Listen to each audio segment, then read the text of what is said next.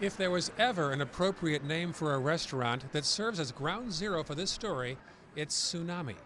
Because what happened here one morning nearly 2 years ago began with a ripple and has since become a tidal wave of accusations, controversy, and tax dollars.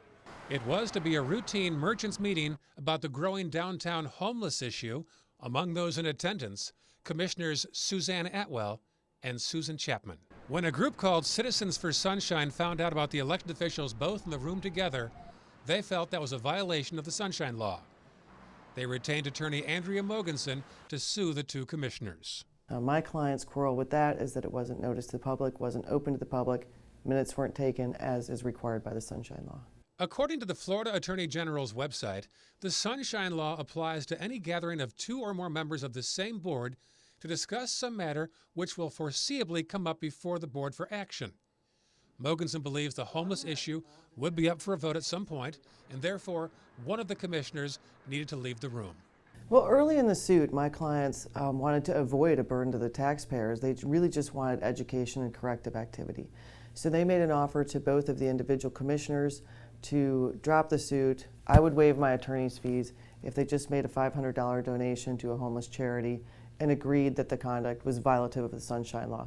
Commissioner Atwell accepted a modified version of the deal. Commissioner Chapman did not. For Commissioner Suzanne Atwell, settling the suit, which also involves $17,000 of city attorney fees, was the way to go.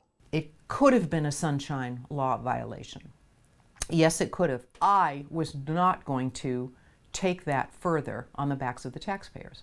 And if you go all the way to the Supreme Court, that'll get into millions of dollars. To me, I can't. That to me is an egregious use of our taxpayer dollars. And we don't know what the result will be. Atwell says the reaction she has since received from taxpayers has been overwhelming. A lot of people do support me. I mean, wow. So while Atwell has settled, not admitted wrongdoing, and moved forward, Chapman's legal bills that the taxpayers are covering is approaching $250,000. Some wonder why she, as a trained lawyer, doesn't take on the case herself or not use tax dollars. We began there. Why don't you use your own money for this? Because being elected representative, I was only there as an elected representative to listen to the citizens. But Ray, as a reporter, if you went out and did a story and I sued you personally, wouldn't your station support you because of the freedom of press? Those aren't tax dollars. Tax dollars are the only. I was a legal representative. I was an elected representative. So here's the bottom line. Chapman says having another elected official at a discussion about an issue that may come up for a vote is not a violation of the Sunshine Law. What we are challenging is the way that they are trying to expand the Sunshine Law. Commissioner Chapman says Citizens for Sunshine is trying to take away the First Amendment right to assemble. Chapman says it's all about protecting the rights of the people to express their opinions to their elected representatives, which far outweighs the cost of standing up for those rights. If they want to expand the Sunshine Law, and that's what they're doing, they're suing people all over the state and costing a lot of money and collecting attorney's fees, claiming that they are acting in the public interest. But how is preventing elected officials from listening to their constituents by costing money, acting in the public interest? Former City Commissioner Molly Cardamone agrees.